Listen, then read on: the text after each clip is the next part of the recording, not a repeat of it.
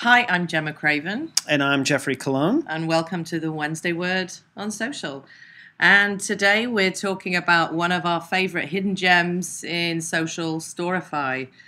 With the huge focus on storytelling in social and the ongoing growth of citizen journalism, Storify is a social media storytelling tool that we wanted to explore in some more depth today. So Jeffrey, let's kick it off and talk about what is Storify? Yeah, so as you mentioned, it's a social media storytelling tool or a curation tool.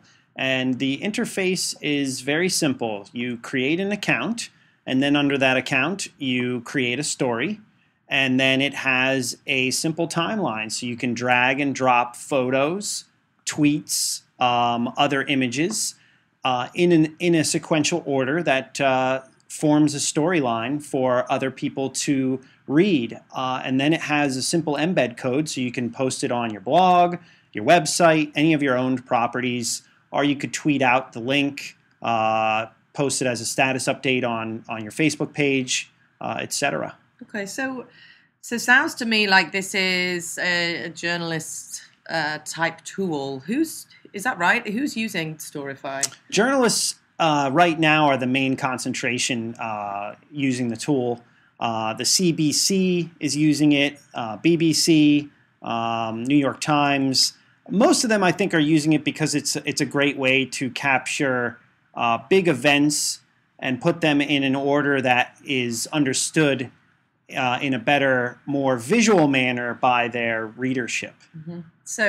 So how do you think it's going to continue to be used this year in particular? Well, I think with the upcoming election, you're going to see a lot of stories around Barack Obama and Mitt Romney in terms of what's happening here.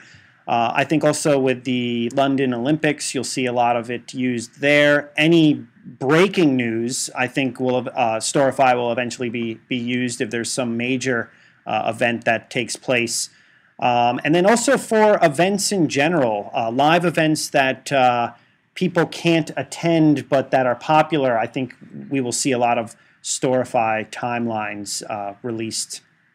Yeah, I'd agree. One of my favorite sites, Social Media News New York, uses Storify a lot to cover events taking place here in New York on a daily basis. So, this could be the year that Storify kind of breaks out, goes big. What do you think's coming next for them, for the tool? Well, I mean, right now, or recently, I should say, they just put out an iPad app, so it is much easier to use the tool in the field. So prior to this, you'd have to take all of your images on a laptop or your desktop and formulate your story.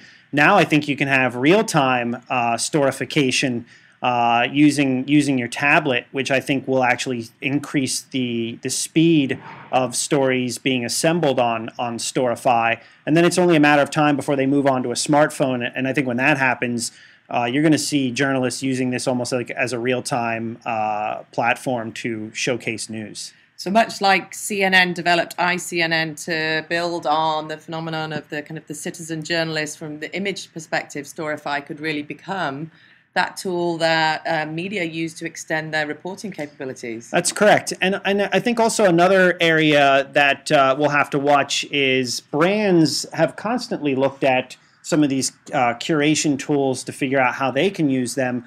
Tumblr was a platform that we talked about on a previous Wednesday Word on Social, and we talked about how media brands were there, but how a lot of other brands have entered that space. And I think you'll see that happen here with Storify. So a fashion brand may talk about what they did at Fashion Week in Storify, or you may see a tech company using Storify to show how a product was actually developed and then released to the marketplace. So a next step for Burberry's tweet walk could be a Storifycation of the catwalk. So Burberry, if you're out there, that's for you.